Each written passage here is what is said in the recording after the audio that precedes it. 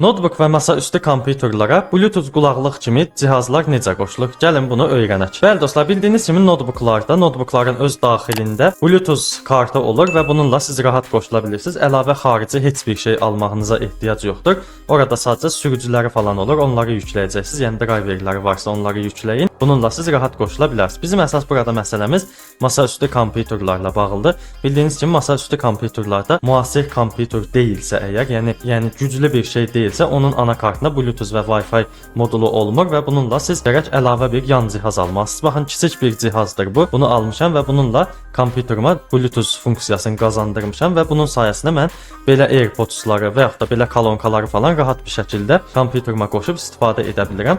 Gəlin elə sürətli şəkildə bunun nə olduğunu göstərim. Baxın, adi şəkildə mən bunu Temudan almışam. Neçəsə qəpiyə almışdım şəxsən. Amma Azərbaycanda da tapa bilərsiniz. Yəni kiçik bir xırda bir şeydir. Taxırsınız kompüterə, heç bəzi modellərdə driver falan da lazım olmur. Taxt çalışdır deyə bir şey var, ondan istifadə edir. Yəni taxan kimi başlayır işləməyə və nə cihaz qoşursunuzsa götürür. İndi bunu sizinlə birlikdə qoşaq, sonra görək nə göstərir. Bəli dostlar, gördüyünüz kimi normalda burada məndə Windows 11-dir. Bu yerə klik etdiyim zaman burada Bluetooth özəlliyi yoxdur. Baxın, Wi-Fi var, Bluetooth falan heç bir şey yoxdur Bluetooth haqqında. Amma bu cihazı kompüterin arxasına taxdığım zaman avtomatik olaraq Bluetooth özəlliyi bura gəlir. Hətta belə bunu mən bu dəqiqə sizinlə yoxlayıram. Baxın, taxdım bu dəqiqə.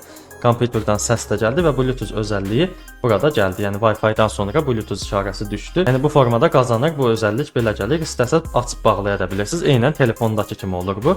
Bluetooth-u cihaza necə bağlamaq olar? Bax, mən əvvəldən bura neçə dənə cihaz bağlamışam deyə adları qalıb burada. Bu AirPods-u da bağlaya bilərsiniz. Yəni qapağını açan kimi avtomatik başlayır, bunu tanıyır və buna qoşulur, qulağınıza taxıb istifadə edirsiniz. Eynən telefondakı kimi. Həmçinin bu kolonkanı da qoşa bilirsiniz. Eyni qaydada düyməsinə basıb qoşursunuz. Avtomatik orada adı çıxır, qoşulub bağlayırsınız. Hətta belə bu kolonkanı bu dəqiqə qoşaq, yoxlayaq.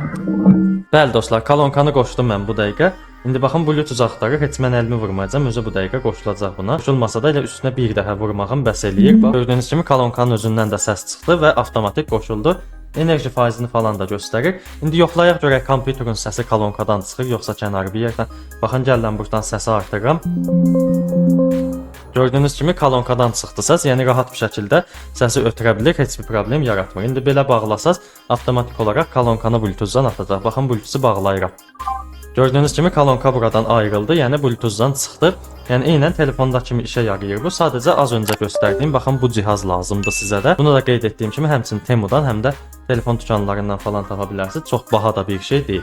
Bununla siz masaüstü kompüterinizə Bluetooth özəlliyini qazandıra bilirsiniz. Və dostlar, həmin bu cihazın Wi-Fi versiyası da var. Antenalı bir şeydir. Wi-Fi cihazı yerinə taxırsınız, yəni USB portuna qoşursunuz.